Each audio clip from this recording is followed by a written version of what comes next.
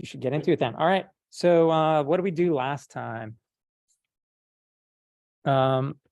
We kind of dug into the whole optimization with Quaternions thing. And hopefully that made some sense.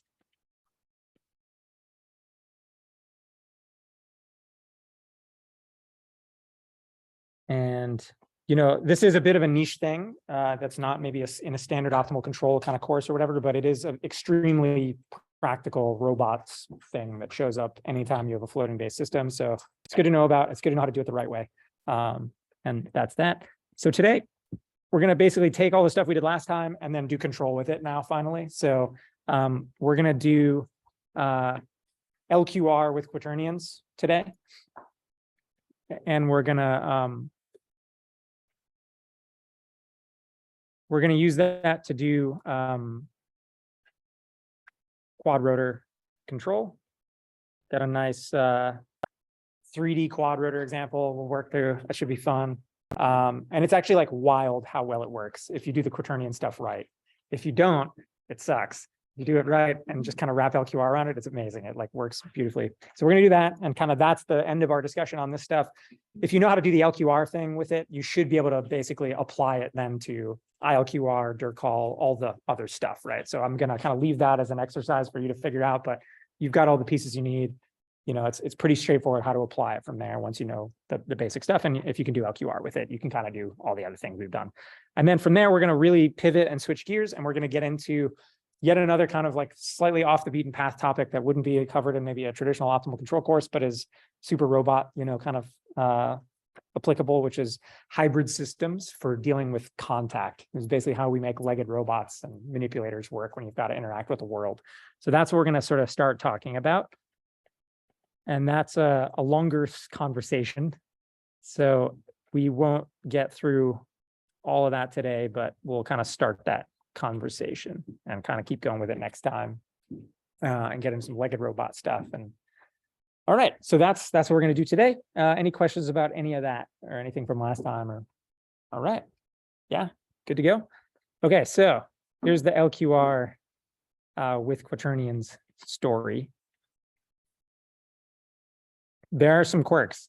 Okay, so the first thing to say is that if you kind of just go in naively, if you write down the dynamics with the Quaternion, which we'll do in a little bit, and you just go and linearize that thing in the standard way and get your, say, A and D matrices, it turns out that because of the unit norm constraint on the Quaternion, that linear system will always be uncontrollable, which seems bad and is not kind of compatible with the typical LQR setup. So that's the first thing to know. So you got to be a little clever.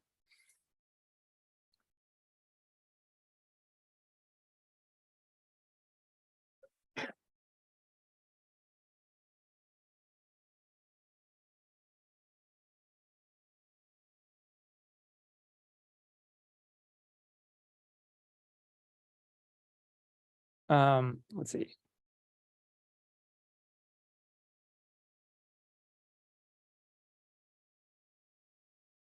Well, so yeah, so what we're basically going to do is take all that Quaternion differentiation stuff from last time and just apply it to this problem, and sort of the recipe we talked about last time where you can take your normal Jacobians and slap these attitude Jacobian things on. You're just going to do all that stuff and do LQR with it, and things will work out.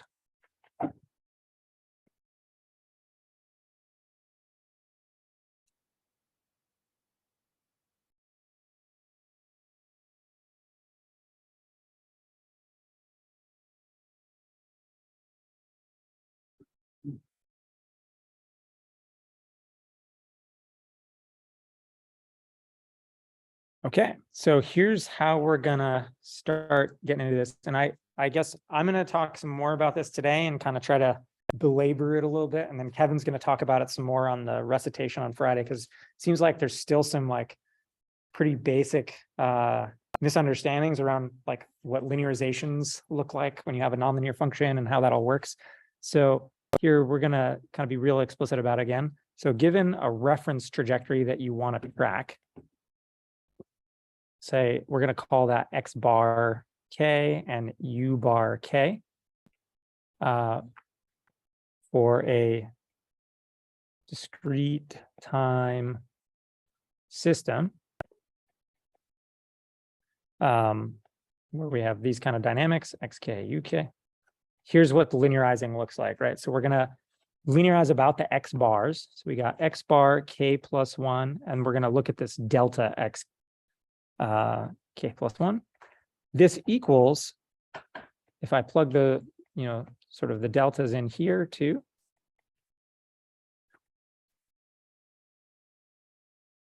So we're assuming small deltas, right? And so what we're going to say is we're going to take the Taylor expansion to first order in delta x, delta u. So this is approximately f of x bar u bar plus df dx, which we call a, times delta x plus df du, which we call b, times delta u. And right, just to be super clear, this guy is partial f, partial x. This guy is partial f, partial u. Okay, and then what happens next is kind of, the key thing is that if I stare at this thing, the x bar on the left, the x bar k plus 1 is equal to the f of x bar u bar on the right.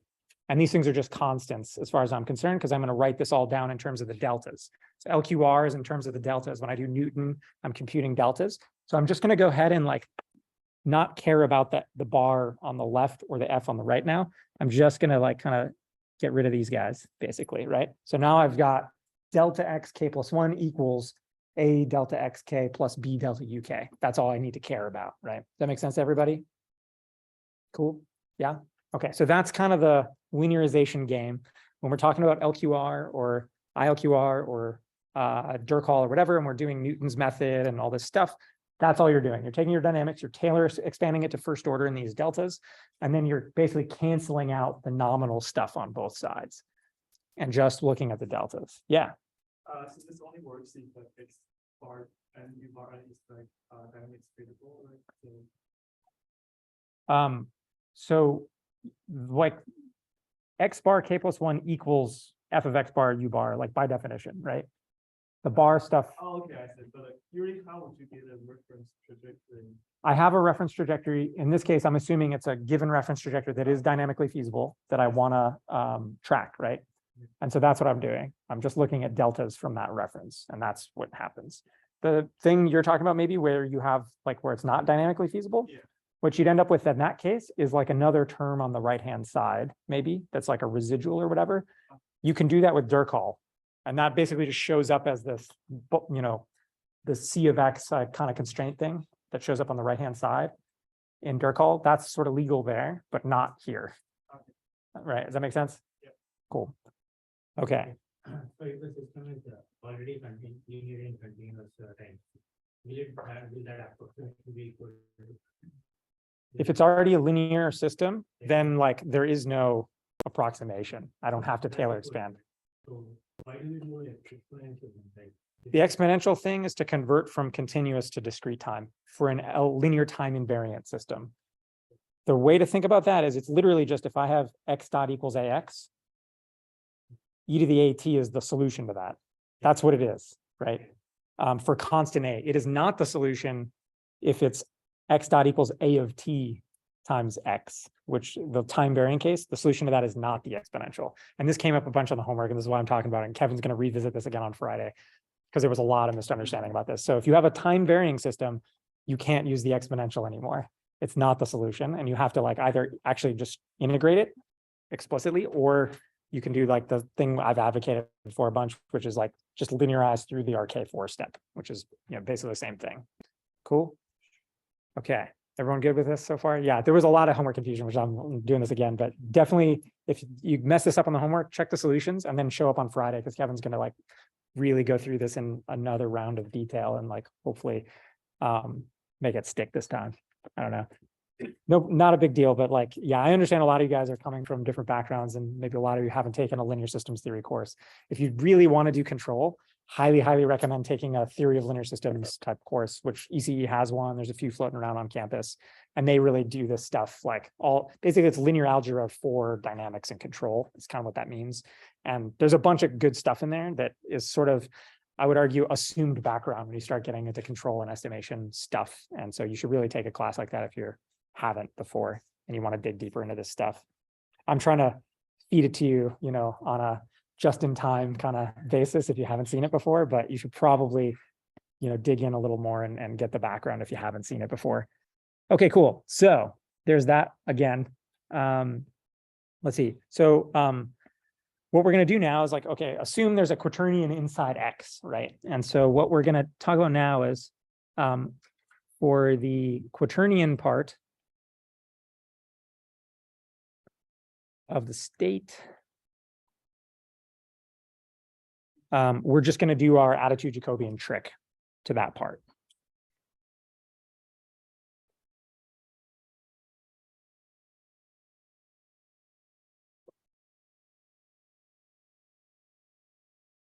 And so the idea is we're going to convert kind of this delta Q quaternion, you know, stuff into some kind of 3-parameter phi thing, right? It's like we talked about last time. So let's like write that out in some detail. So we're going to get something that looks like, say on this will be the output side, right? So I'm going to write this down in like sort of MATLAB Julia index E notation. So xk plus 1, and typically this is sort of arbitrary, but typically what we're going to see and what's standard across robotics, I think, and what we're going to do is you're going to have your, say, base position and attitude. So like position indexes 1 through 3, say, and then your base attitude, which we're going to, you know, is going to be the next chunk of the state vector. So you pretty much always have the position and quaternion at the beginning of the state vector. So we're going to write it that way. And then maybe, you know, if it's a humanoid or something, you'll have that first, which would be like the torso position and attitude, say, and then all the joint angles. That's kind of the standard way to write it down. So let's do that. And then you'll kind of stack the rest of the state under this. So, which is typically like, again, for a robot would be all the joint angle stuff. So here's what this looks like for us. We're going to take our attitude Jacobian stuff. Remember that we only want to apply the attitude Jacobian to the quaternion part of the state. We're going to leave the rest of the state alone. So I'm going to define these new big matrices that have the attitude Jacobian thing in kind of the right block. And then the rest is just identity stuff that we're going to leave alone. So that's that guy. And then we're going to have our original A matrix in here, and we're going to kind of just smush it with this attitude Jacobian stuff. Does that say 8 to? Yeah, so we're going to get into that in a sec. So here's this matrix sandwich business. This guy is going to be our, that's an N. That's an N. Yeah, that's supposed to be, you know, like n-dimensional state. It's not the time index. That's the important thing. That's why I'm writing it this way. Time indices in here are always K, and state index, you know, state dimension is always N, and control dimension is always M. This is like the way I always do it, and the way that's kind of standard. I'm sorry for the handwriting. I realize that's not my strong suit. All right, so here's kind of what we're going to call this is like, I don't know, delta X tilde. And then we're going to call these guys, these kind of like block matrices with the attitude Jacobian just in the quaternion slot. We're going to call these E. And they're a function of the reference trajectory. And remember the whole thing last time about the attitude Jacobian thing when you have dynamics, you want to do it on the input side, and that's QK that you're linearizing about. And on the output side, the output of that function is QK plus 1. So on the output side, you're doing this attitude Jacobian thing evaluated at QK plus 1. And remember, this is all the nominal trajectory that we're tracking. So you already know those things when you're doing this. So there's no weird issues with that. So it's going in the spot. So if I have my state vector with like, you know, position, quaternion, joint angles. Yeah, you're just doing the attitude Jacobian thing on the quaternion part of the state. And then the rest of the state you're leaving alone, i.e. plugging in an identity. That's it. Okay, so that's the recipe. We like smush this guy on both sides with like attitude Jacobian stuff. And then like that transforms it from the 4D quaternion thing to the 3D phi attitude error thing, right? Let me maybe move this. I think I ran out of space here. Let me, because there's more stuff going on. So this is my dynamics-y stuff. This should go, yeah, that's annoying. Can't move it to the next page. Copy and paste. Okay, so here's sort of this thing. This whole thing multiplies your, so let's see, like this guy multiplies your delta x k. So over here, this is, so this is your sort of delta x, k plus 1, 1 to 3. That's terrible.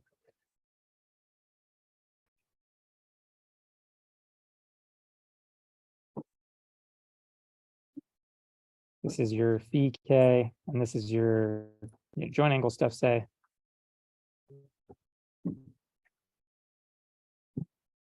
And then you've got the control stuff. So there's a B matrix in here.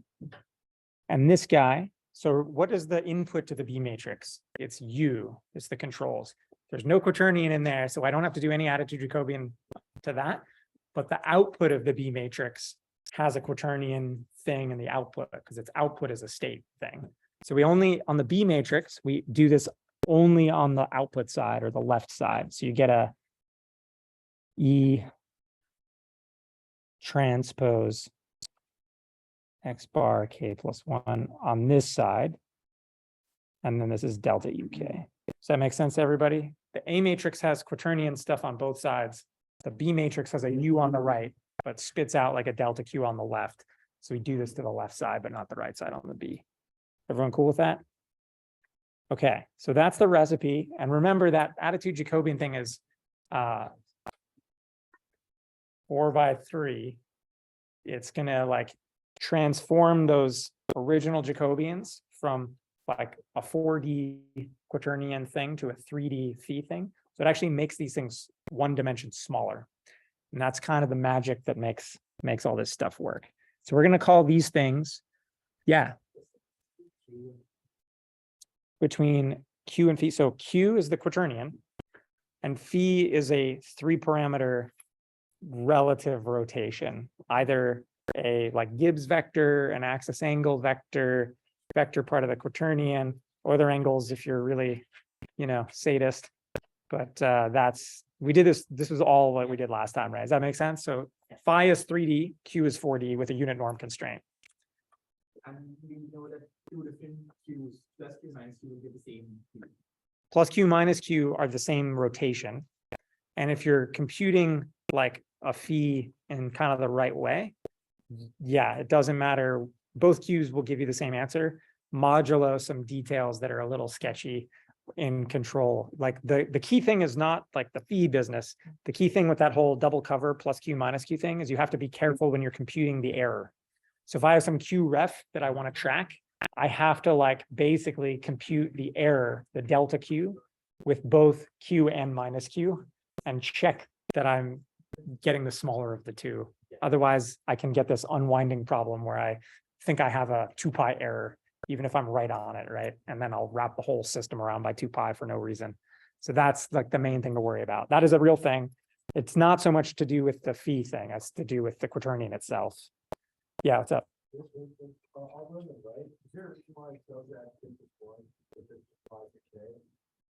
Delta x k plus 1. Oh, did I mess that up over here? This is k. This is k. Yeah, sorry. Yeah, so this is literally like just the, AXK plus BUK. I'm transforming the A matrix by squishing it on both sides with this Jacobian, attitude Jacobian thing. And the B matrix, I only have to transform on the left because it doesn't have a quaternion going in on the right. It's got a U. Sorry? Exactly, yeah. So if I have some dynamics that has a quaternion in it, I linearize it in the usual way, take the Jacobians, and then I squish it with these attitude Jacobians in the right spots. And that'll get me a one dimension smaller linear system that has all the nice things and works with LQR. That's the key thing. And I'm going to show you this in some code, but the key idea here is, I kind of mentioned this before at the beginning of this. If I do the naive thing and I just write AB down like with the Quaternion stuff, it turns out that's an uncontrollable linear system. It's sort of, if you think about it for a sec, it's obvious why. It's because with the Quaternion, you've only got really 3 degrees of freedom. But I'm writing it down as a 4D vector.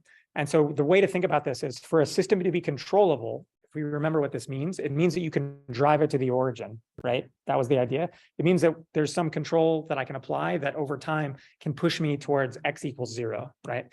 With a Quaternion in there, doesn't matter what I do, I can never get to the origin because it's defined to have unit norm and it lives on this sphere. So there's no such thing as driving that thing to the origin. It's always got norm 1 no matter what. So like by the linear controllability standard definition, there's no way to do that. So it's never going to be controllable.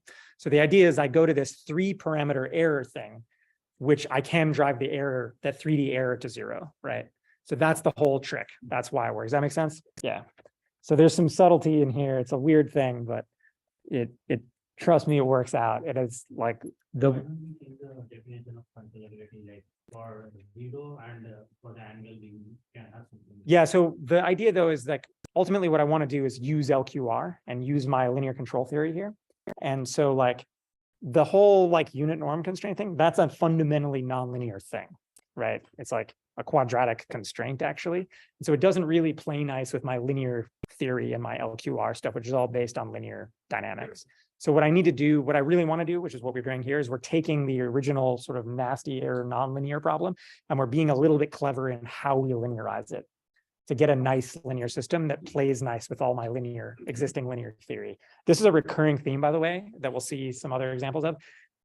How you linearize matters a lot, it turns out. So like the linear theory is great, and like we know how to do everything there is to know about linear systems. So a lot of the game is you don't really want to reinvent new theory for these things to apply. What you really want to do is take your nasty problem and figure out a clever way of transforming it, approximate it, whatever, to get it to look like AX plus BU, so you can apply all the nice linear theory that we know. Does that make sense? That's usually the game, and sort of that's what we're doing here. We're trying to get this to look like a nice linear system so we can do LQR. Okay, cool. So we're gonna call this squished A and B the reduced system.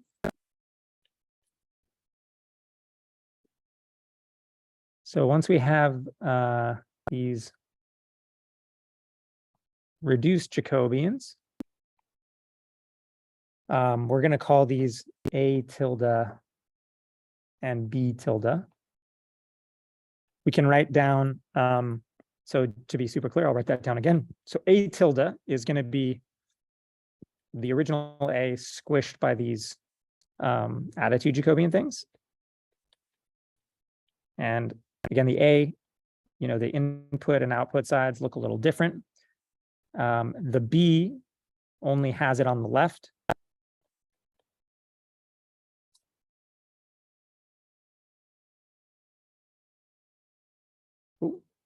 So once you have this stuff, we just do LQR as usual.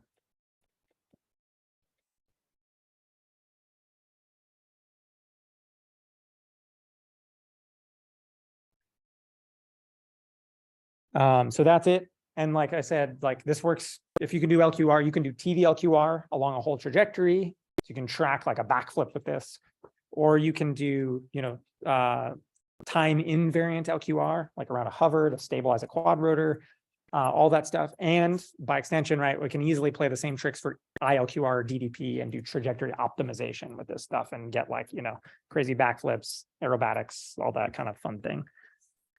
Cool. So that's that. So okay, that's how we do the Jacobian stuff. That's how we do kind of LQR, the compute the Ks. There's one more kind of thing to like think about a little bit here, and that's how we actually compute the delta X, error online to plug into the K, right? Because remember, I just reduced the size of these things by 1 dimension, and like they're not, the thing I plug in here isn't a Quaternion anymore. It's this 3D error thing. So online, your state estimator is going to have your Quaternion in it. I have some reference Quaternion. I'm going to have to take those and do some math to come up with the phi to plug into my LQR gain, right? So now we're going to talk about how to do that. And again, there are options, and it's sort of, you got to make some choices.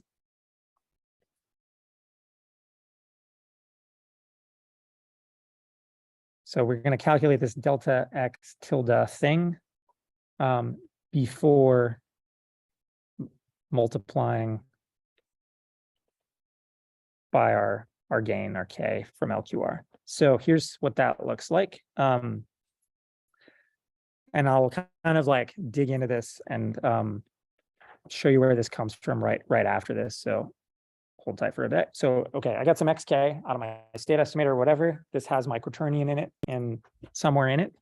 My delta x tilde thing is going to be, so everything that isn't a quaternion, I just do the normal thing. I just subtract, right? I get my like delta x equals x minus x ref kind of thing. So, and here the bars are the reference. So we're clear. So for like the position stuff, say I'm just going to subtract. That's normal minus the reference.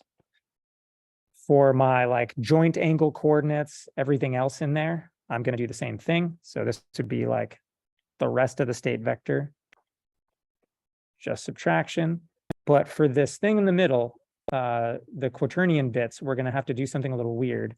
And the key thing again is that I can't subtract rotations. They're not vectors. I can't subtract two rotation matrices and have that make any sense. I also can't subtract two quaternions because the answer is no longer a unit quaternion, right?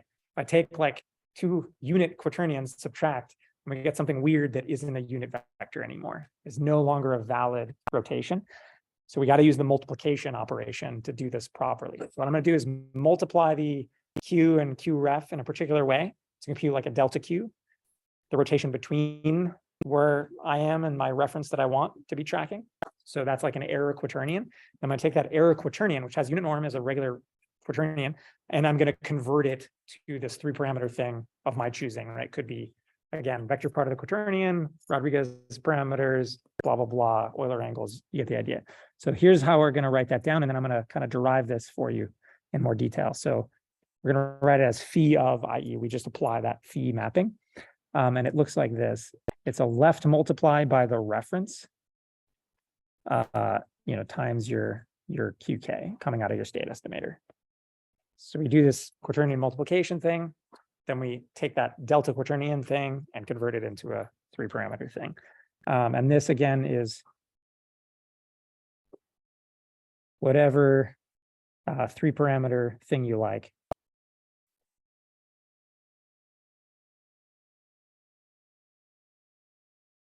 So now I'm going to show you how to get to that. And there's like 4 choices. So it's a little annoying, but we're going to like make some reasonable choices and do it a reasonable way. And I'll show you how that works. So that's how you get the delta x to plug into the controller.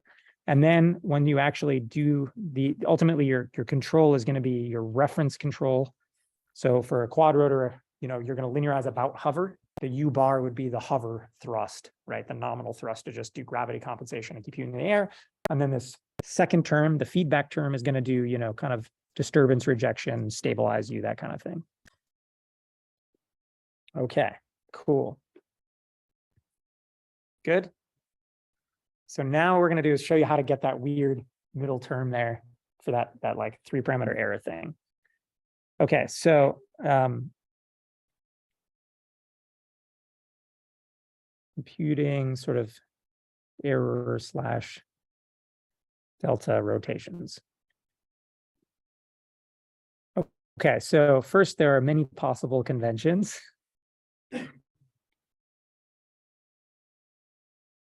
We're going to try to pick a convention that is consistent with all of our other definitions. So in particular, right, we defined attitude to be the rotation from the body frame to the inertial frame. And we've defined, say, the angular velocity omega to live in the body frame. This is the standard thing in robotics and aerospace, because usually we're thinking about, the controller living on the vehicle, me sitting in the vehicle, my sensors all being mounted to the vehicle, right? So this all makes sense to do everything in the body frame. So with that kind of same line of thinking, we're going to try to write these errors down in the body frame relative to the body frame, that kind of thing, right? You can choose to do it like 4 different ways. We're going to choose this way because it's sort of consistent with everything else we've been doing. So that's that, and then I'll just write it down for you.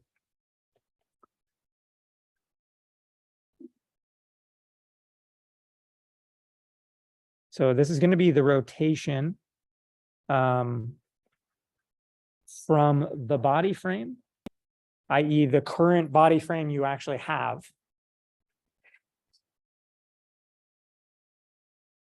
So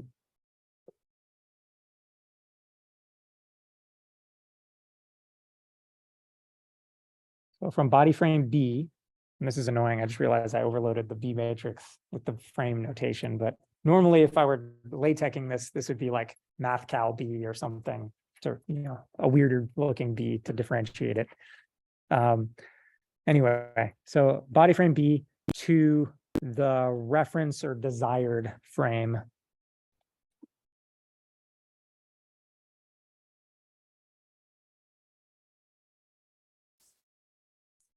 So what we want the body frame to be, right?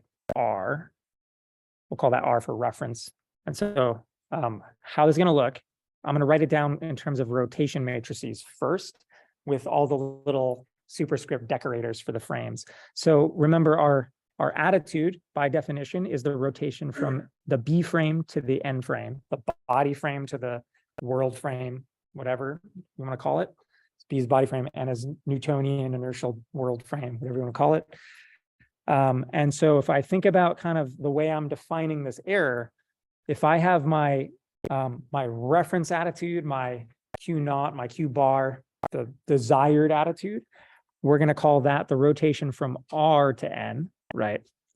And now the error quaternion is going to be the rotation from the body frame to this reference R frame.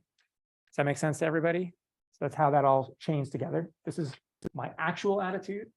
This is my reference attitude that I want to be in, that I want to track. And then this is that error. It's the rotation from the body to the reference, right? Is everyone cool with that? So to sort of like fill in our sort of, actual, I guess let's do this first. So that's all the definitions and how things chain together, reference frames, blah, blah, blah. So the idea here is what I'm doing inside my controller is I'm trying to compute that error on the right from my state estimate, which is the thing on the left, knowing that reference, which is the thing in the middle. So I'm just going to like invert, and solve for the error thing. So that looks like this. I'm going to end up with this guy inverse equals this guy. So hopefully that made some sense. I'm going to now write that down in kind of the more the notation we've been using here so far. So this is Q. This is our attitude. That's the state, right? This guy is the reference we're trying to track. So we're going to write that with a bar. And then this guy is that error or delta thing. So we're going to write this as delta Q. And so similarly here, what this is all saying is delta Q equals, remember for rotation matrices, orthogonal matrices, the inverse equals the transpose. So this inverse is really just Q bar transpose Q. Okay, so the equivalent of like, X minus X bar for rotation is Q bar transpose Q. You end up left multiplying by the transpose of the reference thing. And that's sort of the like, rotation matrix equivalent of subtraction, right? That's kind of the way to think about it. So that's with rotation matrices and like kind of being super explicit about all the frames and stuff to try to make that make sense. If we do this with quaternions, it looks exactly the same as that last result, just to be right. So if you're ever confused about quaternion stuff, just think about it as if they're rotation matrices. Yeah. Oh yeah, so sorry, there should be an equal sign here. Okay, so look at the first blue line, right? Yeah. Okay, so what I want there is Q bar inverse times Q, right? If I multiply both sides by Q bar inverse, I'm going to get Q bar inverse Q equals Q bar inverse Q bar, which is identity. So that goes away. So it's Q bar inverse Q equals delta Q. And so all I'm doing there is knowing that the inverse equals the transpose for a rotation matrix, that's like the definition, really the definition of a orthogonal matrix.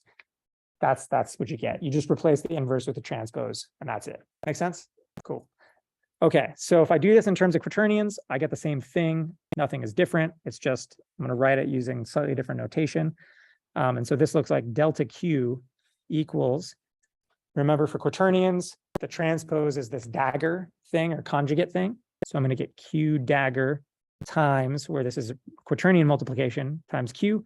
And then using our LNR, whatever matrix notation stuff, this it's a left multiply by Q dagger, which is equivalent to L of Q transpose.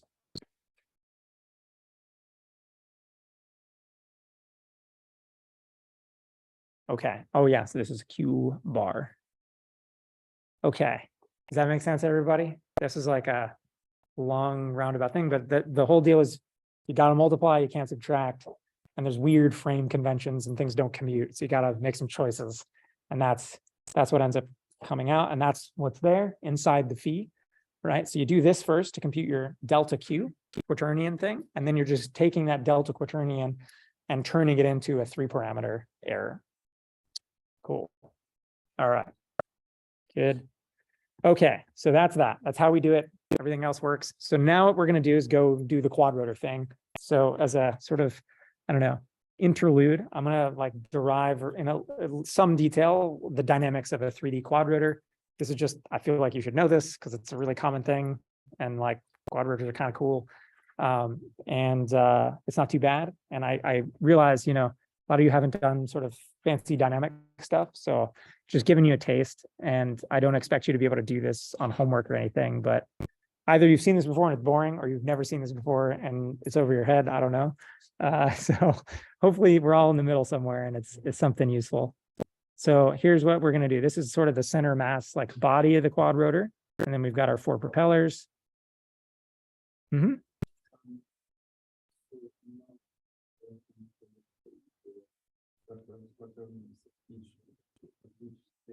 Yep.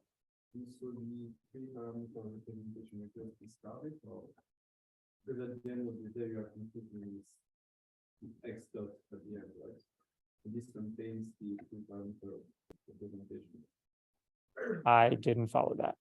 So you have a reference with a quaternion in it. So for simplicity, let's say it's not a trajectory tracking problem. It's just like a stabilization problem. So you have some x naught, x bar, whatever that you want to stabilize, say hover a quadrotor.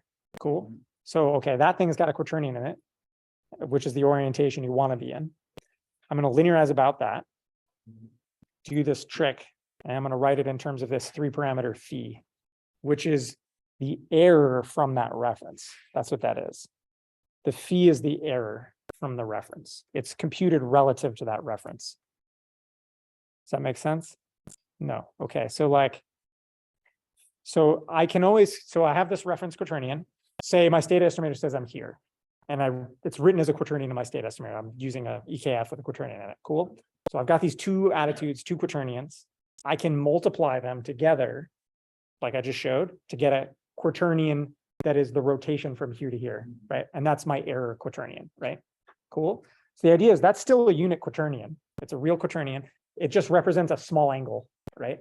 So basically what I'm doing then is that phi thing, it's really like a small angle approximation of the quaternion. It's taking that delta quaternion, which is the rotation from like where I am to like the reference, which is a small angle. So it's almost an identity quaternion, right? If I were exactly on the reference and I computed that quaternion error, I would get the identity quaternion, which corresponds to like theta equals 0, right? For small angles, remember that whole like sine cosine thing? For small angles, that linearizes out to have a 1 in the scalar part and like a sine theta over 2 in the vector part, right? So the idea here is what I'm basically doing is linearizing that, assuming small angles. I can throw out the scalar part, and I just keep the vector part, which is basically theta over 2 to first order. Cool. That's what you're doing, and that's the thing you're plugging into your controller. Does that make sense? Yeah. So the idea is for small angles close to the identity, the quaternion is close to identity, I can throw out the scalar part. It doesn't do anything.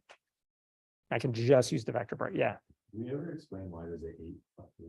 Oh, sorry. Yeah, I should do that. So this is I should have written this out somewhere. Okay, so the idea here is that you've got a state vector that looks like, let's write this out sort of. So your state maybe looks like position, quaternion, and then say a bunch of joint angles. RQ theta, whatever, right? And then like the corresponding, R dot omega theta dot stuff. That's your state. And this is like kind of the convention across all of robotics for this stuff. This is what you'll see in any robot simulator, blah, blah, blah. So you'll have like the position and quaternion associated with the base, link, whatever, torso. And then you have all the joint angles. Then you'll have like the velocity stuff on the bottom, right? So that's that. So this would be, basically, X 1 to 3 up here.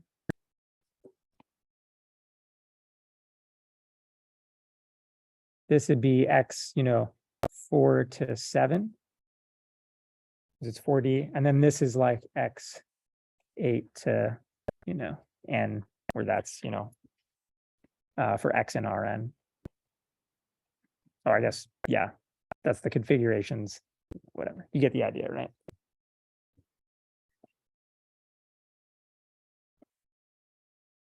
Okay, yeah, sorry, I should have said that. We're going to do that right now for the quadrotor, so hopefully it's super clear now. Okay, cool. So there's my little cartoon quadrotor. Yep. Delta X in the matrix, psi actually belongs to R3. Yes. So that's the 6. And the lower is 57, right? Nope. The original state, I'm indexing into the original state vector. Yeah. Cool. Okay, so here we go. So this thing has some mass M, some inertia matrix J. We're going to call the like distances from the CG to the propeller L. What else? And then I've got a thrust, which we'll call Fi. And then I've got like a torque from the propeller, which we'll call tau I. So let's write that down.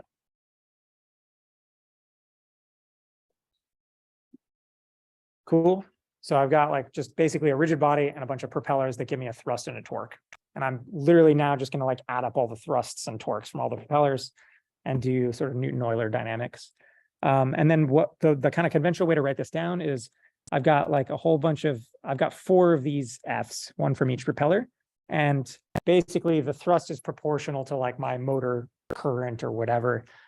Depending on how you want to like think about this, you can, but generally speaking, you're going to have just like some thrust coefficient times whatever motor command to that actuator. And then for the torques on each motor, it's going to be some torque coefficient or moment coefficient times that motor command.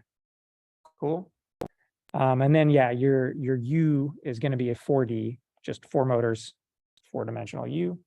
That's it. So we've got, again, 4 motor commands. So use 4D. For each one of those motors, I get a thrust, and then I also get a torque associated with the propeller, right? Okay, cool. So that's that. Here's the state of the quadrotor. And this is weird, and there are choices. Everything is weird once you have attitude. So I've got my position. That one's easy. This is in R3. And I'm going to write the frames out explicitly here, so super clear. So the position is in the world frame. Okay, then I've got my quaternion. And as always, this is from body to inertial. And this guy is a unit quaternion. And remember, that's blackboard bold H for Hamilton. And this is body to inertial by convention for us. Okay, this is where it gets weird and there are choices to make. You can put the velocity in either the body frame or the world frame. And you'll see this done both ways in the literature.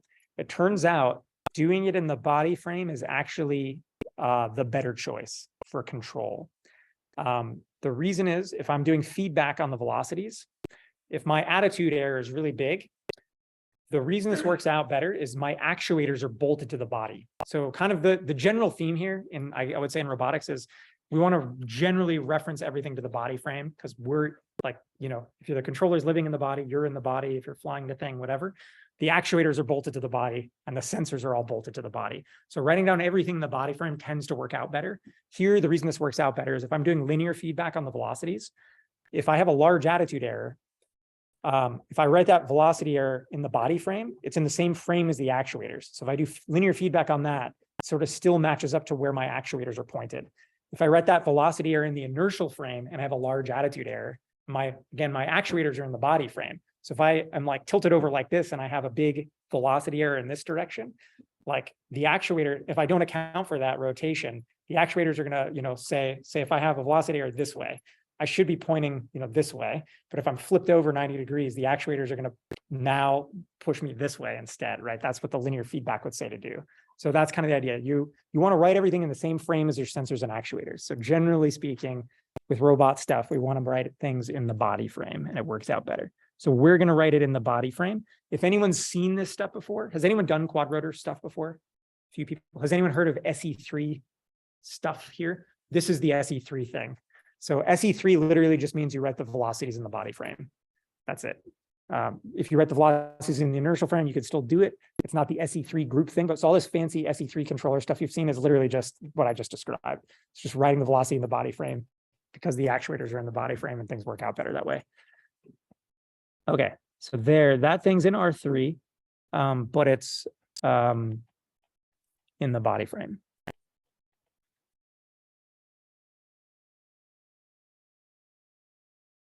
Okay, and then finally, the angular velocity, which again, we always write in the body frame because we've talked about this because your gyro's stuck on the body of your robot or whatever. So that makes sense.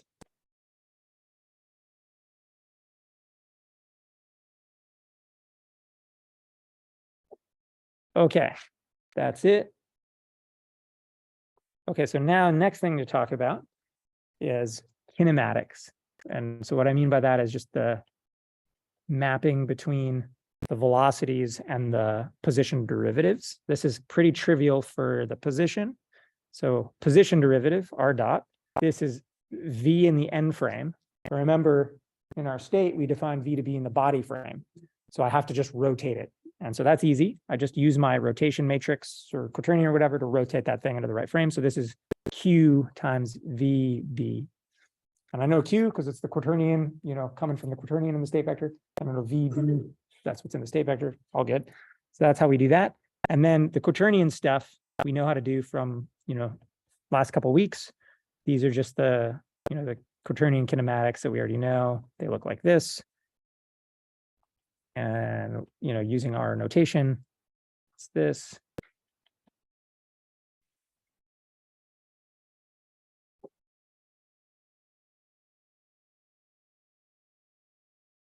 Cool. That's a quick question. What is U? U is It controls. What is that current or? Yeah, I mean, it varies, right? It can be different things. So if it could be just straight up motor current, which, this would work out. You probably, though, in practice have some kind of, like brushless DC motor controller that's doing something slightly fancier. So you're maybe actually commanding a torque or a speed directly. It depends, right, on the specific quad. Usually, if you go buy a quadrotor, it's going to have some kind of like brushless DC motor controller that takes a command between 0 and 1 or, 0 and 255 or something like this, right? So it's If it's already a torque, then the game will be an identity in that. no, it won't be. So that's a torque on the propeller, right? The propeller is interacting with the air and producing that thrust. So torque on propeller doesn't equal thrust in this direction. It depends on a lot of stuff, right? So it's if it is, there is a direct linear relationship between torque and thrust. These in that case, if U is actually motor torque, then what these are called are propeller coefficients, and you can look them up for a given propeller. If you can't find that data, you can go do a wind tunnel test or whatever and figure it out. Basically, yeah, you can put it on a test stand, apply torque, measure the thrust, and like it turns out it is linear, at least over a pretty broad range, and like mostly this is a good approximation. It starts to break down when you start flying really fast, and so around hover, this is absolutely true. It turns out if you're flying fast, like horizontally or whatever, the ambient flow messes with that, and so then you end up with like KT as a function of the velocity, K tau, like that kind of thing. And again, you do wind tunnel tests, and people have figured this all out for helicopters and stuff many years ago. And you can generally, for a given, if you're buying an off-the-shelf propeller, that's like a reasonable one, not some super cheap, like, I don't know, off eBay from China one, there's probably going to be a data sheet that would have this stuff for you. In fact, there's a really good, you're into this stuff, there's a really good online database made by this lab at UIUC, where they've literally like done wind tunnel testing on every like hobby propeller for every like drone out there. They have this massive database with hundreds of props with all of this data. So yeah, generally you can find the data if you buy something reasonable, or you've got to do your own testing, where you like put it on a load cell and whatever and back this out. Yeah. It is generally complicated, but for like hovering, near hover, benign flight conditions, not crazy aerobatics, this is a good approximation. Okay, life is complicated. I don't know. All right, cool. So that's the kinematic stuff. The translation dynamics are easy. F equals ma, but there's some quirks due to this whole frame business. So remember, so Newton F equals ma stuff, what that really says, if we're extra careful, is it's defined in an inertial reference frame. Actually, that's what the N is for. The N is for Newtonian. And like inertial world, whatever you want to call it, one of the definitions for an inertial frame is F equals ma holds. So F equals ma holds in an inertial frame. I just wrote this all down in this body frame, though, that's twisting around and stuff. So this is not true in the body frame. So I'm going to have to like apply some rotation stuff to make this all work out. So to be clear, right, this is F equals ma. Everyone's seen this at least. This is the total force. So it's the sum of all those FIs for each propeller, right? And then this guy is the acceleration in the inertial Newtonian world frame. I need to rotate it into the body frame because I've chosen to write my state in terms of VB.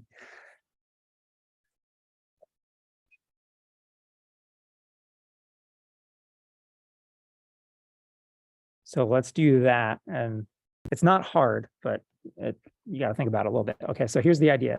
So Vn, by definition, is Q times VB, right? I just rotate from the body to inertial frame. My Q is by definition body to inertial. So that's cool. Now what I'm going to do is just diff that. So I want V dot in N. I'm just going to apply product rule to that thing in like the straightforward way. So V dot N equals Q dot times VB plus Q times VB dot. Cool. So now the next move is I got to write down Q dot. And we did this last time. You saw it for the Quaternions, blah, blah, blah. It's just the kinematics for Q in terms of omega. And it turns out, if you remember from like a couple weeks ago, this is just Q times omega hat. Similarly for the Quaternion, right, it's 1/2 Q times omega hat or whatever. So I'm just going to plug that in. And now we get Q omega hat V B plus Q V dot B. Okay. So far, so good. So now what I'm going to do is just sort of flip this around and solve it for V dot B, which is the thing in my state vector. So that's easy. No surprises, but here it is. So I get V dot B equals, remember Q inverse is Q transpose. So this is Q transpose V dot N minus omega cross VB. And this is all in the body frame. Cool. Everyone cool with that? Okay, so literally what this says is just, if I want to write F equals ma down in the rotating body frame, I basically just rotate the inertial frame acceleration, which is the first term, plus I pick up this extra omega cross term, which is basically saying like there's some, apparent velocity due to the omega, due to the rotation. Okay, so yeah, let's see, maybe I summarize this.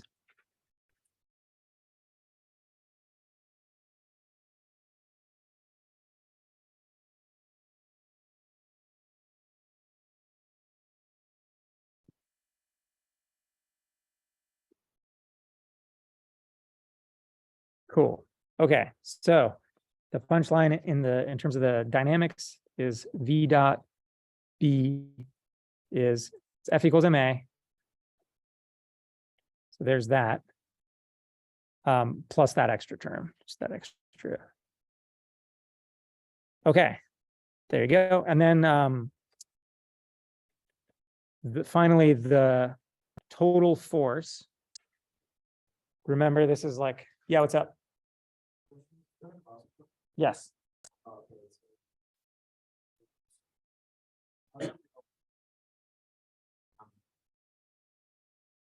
That's just literally, I'm saying I want to write down F equals ma for the dynamics. F equals ma is defined in the end frame. That's where, well, I know how to write down. I'm just going to write down F equals ma, period, for the dynamics. But the whole point is when I write down F equals ma, that's valid only in the end frame. It only works in an inertial frame. So what I'm doing is I'm basically coming up with how to, I'm going to write down F equals ma, but then I need to like rotate that all into the body frame. And the message is how you do that is I'm going to write down F equals ma in the body frame like this. And then I have to pick up this. So that FB, that's really just the forces rotated into the body frame, right? The message is you can't just do that. You also end up picking up this extra omega cross term when you write it in a rotating frame. That's it. So yeah, probably if you're a mechie and you've taken some dynamics, you've seen this kind of thing before. Sometimes this is called the kinematic transport theorem or the golden rule or something like this. Anyone heard of this before? I don't know. It's weird. There's names for this, but that's all it is. It's just so you pick up this extra like omega thing.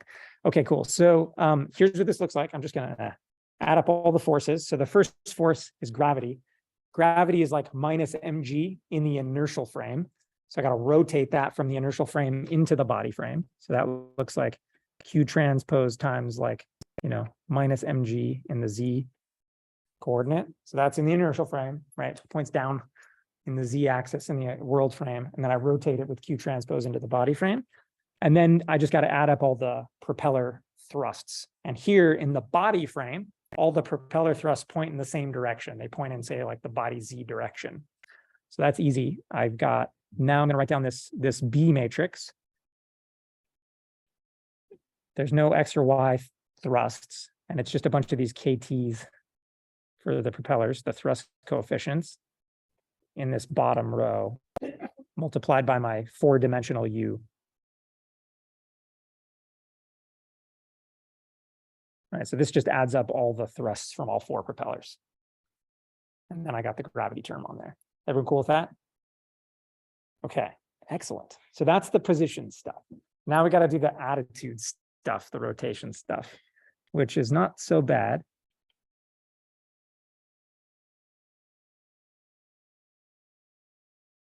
So it's just Euler's equation. Who's seen Euler's equation before? Newton-Euler dynamics. Okay, so like half the room, not the CS majors. That's okay. So this is what Euler's equation is. It's just like F equals ma, but it's for rotation. Okay, and so this thing is, this is the torque.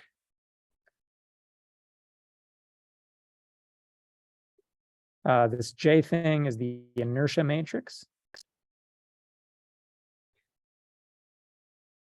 And then the rest of that, it's omega. It's the omega that's in the dynamics. It's the angular velocity, from your gyro or whatever. Okay, so that's it. That is what it is. I'm not going to derive that. You can Wikipedia that if you haven't seen it before. This thing is called Euler's equation. All right.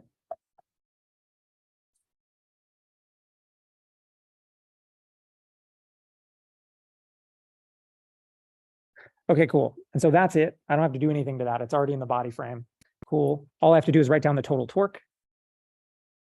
And that is going to be, so first, the easy one is in the z-axis. It's just my torque coefficient times all my u's. There's actually one thing to be a little careful about, which I maybe didn't write down. On quadrotors, the props sort of spin in different directions, right? So 2 of them spin, say, clockwise, the other 2 spin counterclockwise. That's so the torques cancel out so I can hover without sort of always spinning all the time. And so when we write down the torque stuff, we're going to get that torque coefficient, and then they're just alternating signs on these U's. because the props spin opposite ways. And this, the exact version of this might be different depending on your choice of coordinates for your quadrotor, and like the hardware might be slightly different, right? So, all this is like rough, and the details might be different for you. And then, so we get that. That's just the torque coefficient from each propeller, from just the propeller spinning. We also get torques due to differences in thrust between pairs of rotors, right? So if I have a big thrust on this one and a little thrust on this one, it's going to torque me this way and vice versa. So we have to write that down too. So that looks like this. This is like opposite pairs, and this is just R cross F for torque, where the R is the length from the distance from the CG to the propeller, and that KT is the thrust coefficient, right? So this is just saying if I get difference in thrust from opposite propellers, it's going to also give me a torque. Everyone cool with that?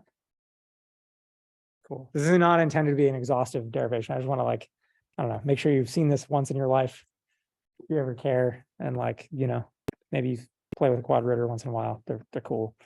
Okay, everyone okay with this stuff? Now we're going to do it. Here we go.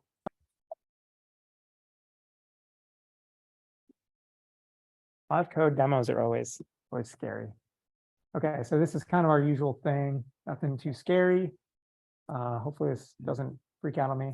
So here's all the Quaternion stuff we defined last time and used generally. So this is that hat map cross product matrix. This is my left multiply, my what do you call it? Conjugate, matrix thing, my dagger thing. This is my hat matrix.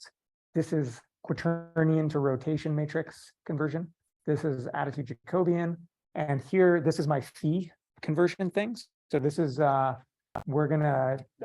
this is taking a phi and converting it back into a Quaternion. And this one is the Rodriguez parameter thing. Basically, when I stuff it in the vector part and I renormalize, that's kind of it, nothing fancy. And this just goes the other way. Cool. So that's converting back and forth between Quaternion and phi. And again, you can choose whatever one of those you want. This is just the one I picked for us. Here's some quadrotor stuff. This is just me picking like reasonable numbers for like a reasonable size quadrotor, mass 0.5 kilogram. This is like, I don't know, 17.5 centimeters, from the CG to the props. So like, this big or whatever. This is an inertia matrix that's like reasonable for quadrotor this size, given the mass and dimensions, gravity, thrust coefficient, and moment coefficient. These are just made up. So this is, I set this to 1. Again, this is kind of arbitrary. It depends on really it depends on the prop you have and the motor controller. I'm kind of assuming here that you scaled this to 1.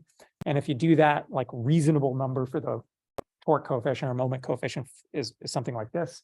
Cool. And then 20 Hertz time steps. Here's where we're going to start messing with our weird attitude Jacobian stuff. So the state vector, if I do this for a quadrotor, it's got position, Quaternion, linear velocity, angular velocity. So that's 13 dimensions in total, 3, 4, 3, 3. So 13 dimensions for the nominal state with the Quaternion in it. But then when I do my linearization, attitude Jacobian tricks, I'm going to take that 4D Q and turn it into a 3D phi. So I'm going to drop a dimension. It's going to be 12D. And one other way to think about this, right, is how many degrees of freedom does the quadrotor actually have? It has 6 degrees of freedom. So really, if you're just talking about minimal coordinates kind of thing, it's got roll, pitch, yaw, x, y, z. And if you take the corresponding derivatives, right, it really should be like a 12-dimensional state. So that's kind of what's going on there too. 4 controls. We're going to do like a 5-second, I don't know, whatever, 20 Hertz. That's all that is. Here's that E matrix that we talked about. So it's got an identity block for the positions. It's got a attitude Jacobian in the spot where the Quaternion goes. And then it's got another identity block for everything else in the state for all the velocity stuff. Cool. Here's the quadrotor dynamics we just wrote down. So I'm going to pick out all the stuff in the state. I'm going to do this is a hack, which I'll talk about a little bit more. I'm just going to make sure the Quaternion's normalized in my function. This is to basically prevent user error of putting in a really terrible wrong Quaternion and having to spit out garbage. So I'm going to just normalize this on the input, to be extra safe. There's my linear velocity. There's my omega. And then I'm going to convert the Quaternion to a rotation matrix real quick, just because I'm going to use it a bunch in here, and that's going to be convenient. So this is just the stuff we just wrote down, right? So velocity kinematics, Quaternion kinematics, F equals ma. So there's the, gravity term. This is the stuff we just wrote down, right? With the input Jacobian stuff, F equals ma on that. And then this is that extra omega cross V term that we just derived. Here's the Euler equation stuff, exactly what we just wrote down, torque coefficient, blah, blah, blah. You get the idea. And then we're just passing back the x dot. I'm doing RK4. We've done this before. There's only one tweak to this, which is there are lots of fancy integrators you can use. And I do this stuff in the dynamics class in the fall. Here, we're going to do like a pretty standard, slightly hacky, but not unreasonable thing. We're going to just take an RK4 step and then normalize the Quaternion again at the end of the RK4 step. So if I just do the dynamics here, like as written down analytically, they preserve the Quaternion unit norm, right? We talked about that whole thing where Q dot's always perpendicular to Q, blah, blah, blah. But if I use kind of a naive integrator, if I do sort of normal RK stuff, you'll end up with like drift in the Quaternion norm. It won't exactly get conserved because of like numerical error and stuff. So all I'm going to do is take a regular RK4 step and then just kind of renormalize at the end, which is not unreasonable. It turns out this is a fine thing to do and super common. You'll see this a lot.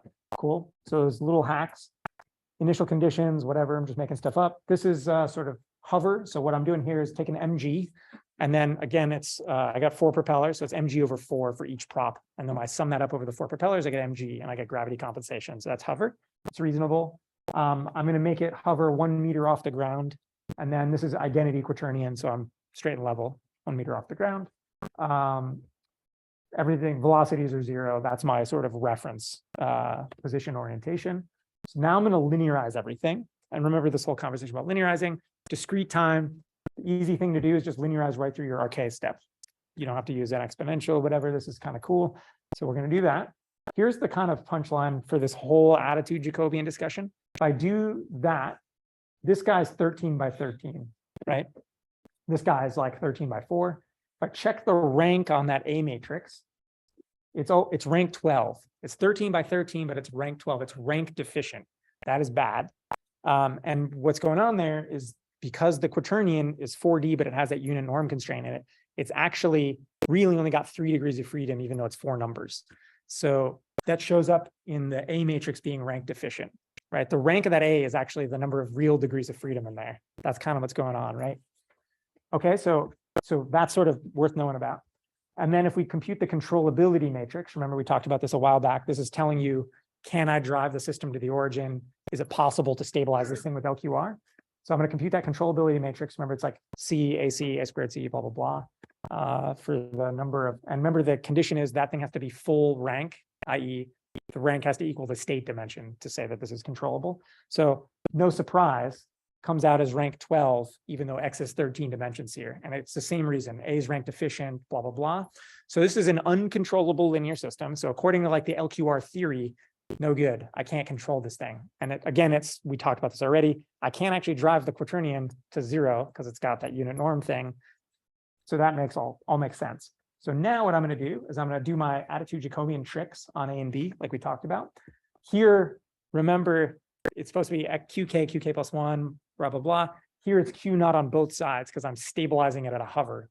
So if I simulate it an equilibrium point, Q naught goes in, Q naught goes out because I'm supposed to stay still. So this is same on both sides, but that's sort of why. So remember, this makes it now 12 by 12A and 12 by 4B. And now if we compute those ranks and controllability things, they look, rank 12. And now it's 12 by 12, so that all checks out, and that's legit. And now this linear system is controllable. So this is kind of a key thing if you want to kind of use your stock ILQR, whatever LQR stuff. This is all standard stuff. I'm just going to make stuff up. So it's identity kind of 0.1 times identity Q and R. I'm going to use the control toolbox and get my K matrix using these like reduced A and Bs. Cool. There's the K matrix, whatever. This is like kind of the guts of the feedback controller now. So I'm going to take out, this is my reference Q. This is my actual Q coming out of the state. This is my phi. This is what we derived, right? I do the Quaternion multiplication and then convert it to a phi. And then the rest of this, I can just do subtraction to compute the errors, right? That's straightforward. And then here's, the hover U minus the K delta X stuff to get the current U. One thing that's worth pointing out is this is a linear feedback thing we got, but technically this controller is now a nonlinear feedback controller, right? Because I'm doing a bunch of nonlinear stuff on the Quaternions. It turns out this helps a lot, and I'll kind of show you some examples. We're going to go ahead and simulate this from random initial conditions. So I'm going to just like add some random noise to the initial conditions, roll it out for 5 seconds, then we'll do our mesh cat thing and watch this. And I have to zoom back out a little bit.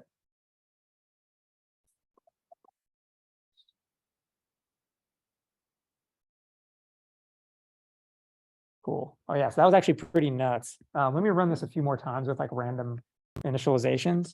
So like the kind of takeaway message is this thing can actually stabilize you from like almost arbitrarily insane attitudes. It's incredibly robust. And it's because of this Quaternion magic and writing the velocity in the body frame. It really, really makes it robust. If you were to like naively do this with Euler angles or something, it would barf at like, you know, say 10, 20 degrees because of the small angle approximations. Here, it's insanely good. I can jack this up. Like, let me put something like really big in here. See what we get. To zoom down. Let's try that again. I don't know. Just try. Yeah. So it's like sideways and it's still stabilizing. That one wasn't as insane as you can get, but you know, we can keep trying this for some like largish errors and see what happens. Can you stabilize it to itself? No, it's not possible, right? Like it'll fly sideways, just because of the way the system is. But yeah, like it can recover from like, you know, basically from being upside down. It's pretty insane. We can try that actually. Let's try if I put in, yeah, this goes, I try to like make something really insane here. I don't know, anyone have any other requests? And try it like what does this end up doing? So yeah, probably in real life, right? This is still a pretty approximate model. That's pretty nuts though, right? It's like totally sideways. So like incredibly good. This is the real, I'm rolling this out on the real nonlinear dynamics, but it's still a pretty simplified model of the Quadrotor. The real Quadrotor has crazy aerodynamics that I'm not modeling and some other stuff going on. So this probably wouldn't work quite this well on a real Quadrotor. But the point is like, it is extremely good at handling these like large attitude errors. So Quaternions for the win. Super good feedback controller with this stuff. Okay, any questions? How do we incorporate, like, in this case we are not, but how do we incorporate our? Oh yeah, so then you would do MPC, right? So this is LQR, no torque limits. I can take this exact setup and do standard QP-based MPC with the torque limits, right? And I'd be good to go. You could throw this in exactly as is into your QP, put the torque limits on the U's, you know, the same like A tilde, B tilde stuff and error calculations, all good. Do the QP stuff, good to go. Yeah, that would also kill you here, right? It's probably applying gigantic torques in that example and whatever, and you probably can't actually do that in real life. You also probably are going through the floor for some of these, right? The same kind of stuff. So it wouldn't work quite as well in real life, but it's pretty good. All right, cool. We got like 6 minutes left. Should I start the, yeah. Sorry, quick question. Yeah. So I guess I'm a little confused on that. So I thought like when we convert it to feed, right? Like there is a small angle approximation there, right? So yes, but it's a much more benign one, I guess is the right way to say it. So it's not exactly a small angle approximation. That's the thing. Let's see, what's the right way to talk about this? So I'm linearizing the dynamics and there's sort of an inherent approximation there, but I'm actually accounting for a bunch of that rotation nonlinearity in this error calculation. Like the way I'm computing the error here to get this phi is nonlinear. And so there's a bunch of sort of like good stuff by doing that. What's the right way to say this? So the sort of like small angle thing that you're talking about is like for small phi, right? It's approximately like 1 like theta over 2 or whatever. But I'm not actually making that approximation in here. I'm using this nonlinear mapping between Q and phi up here. Right. This is a nonlinear mapping where I'm like renormalizing some stuff. So that's all nonlinear and cool. Yeah, I don't know. There's some like secret sauce magic in writing LQR down in the body frame like this and basically doing all this nonlinear rotation stuff around the LQR controller. that's kind of the magic. So sort of there is sort of some inherent like small angle type stuff in computing the K in the linearization in the LQR thing. But basically what I'm doing here is like I'm doing all that in the body frame. So because of that, like I'm not, it's basically putting that small angle approximation, it's isolating it to one place in the approximation, which is just in the like, say like, what's way of saying this? It's if I write everything in the body frame, the actuator's in the body frame, blah, blah, blah. So there's no more small angle, anything happening when I'm like talking about the mapping between, say, angular error and torque. If I write the error in the body frame, then it like lines up with the actuators and all this good stuff, right? If I were to instead write the errors in the inertial frame and do a small angle approximation, now I'm basically having to rotate the error into the right frame to think about which actuators to use, and that kills you. So here, by like writing the errors all in the body frame and like linearizing in the body frame, I'm like sort of keeping all the errors and the linearization in the same frame as the actuators. You're like eliminating a rotation essentially in that chain, and it makes it like sort of much, much better. I don't know if that made any sense. It's a little hand wavy. A little bit. Is this also similar to how like doing it in the body frame is also useful for like accounting for the fact that like you have a little bit of like a time delay basically as well, because like if you're doing control when your state is like this, but by the time you get to the next state, your quadrator is already tilted more, right? I think it would help in that situation too. It's a sort of separate issue for sure. Like latency is kind of another thing that does cause problems, but yeah, basically across the board, like writing the errors in the body frame helps you here, because there's no, if I were to write the errors in the inertial frame and then linearize, right? What I'm inherently doing there is also linearizing the mapping between the error in the body frame and like the actuators are in the error. If the error is in the inertial frame and I'm doing linear feedback on that error, I've linearized to do the linear feedback, and my actuators in the body frame. So somewhere in there, right, that chain between error and actuator has a body to inertial rotation buried inside it that I've linearized through.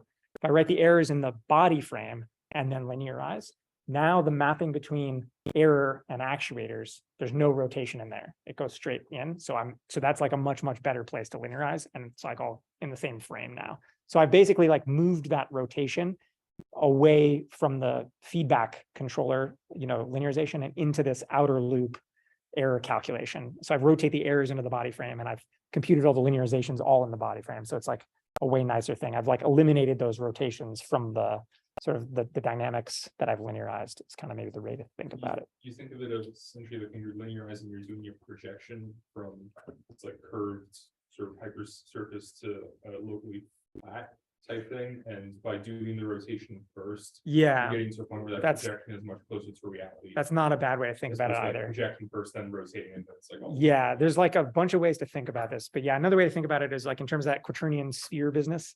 What I'm kind of doing here is somewhere in there's a rotation from like my current Q to like the identity or whatever, right? What I've done here is like buried that rotation in this like outer loop error calculation instead of in the dynamics. So when I go linearize the dynamics, that's not in there anymore. And I've like pulled that out. And so I'm maintaining that large angle nonlinear rotation outside of the linear feedback law, right? And so by doing that, it like makes the linear feedback law much, much better. Yeah, I don't know. This is a weird thing to think about. There's a lot of subtlety. Maybe not doing a great job of giving you a hand wavy explanation, but like I would say like the key idea is that this like I'm burying this large rotation up here instead of inside the K. Like, right, if I instead like kind of like wrote the errors in the inertial frame or whatever, I would end up with like basically have this same rotation showing up in the dynamics that I've linearized. And then it would kind of be, a limitation of that K. Here, I pull it out of the dynamics and put it up here, and I keep it in the feedback controller explicitly, right? So this feedback controller has explicitly got this large angle error calculation outside of the linear feedback law. And that makes a huge, huge difference. It just kind of falls out of doing this Quaternion stuff the right way. Okay, hopefully that made sense. I don't know, it's a bit. So yeah, we're done for the day. I'll harass you more next week on like a whole different topic. It's probably a good way to do it today anyway. Okay, cool. Thanks, everybody.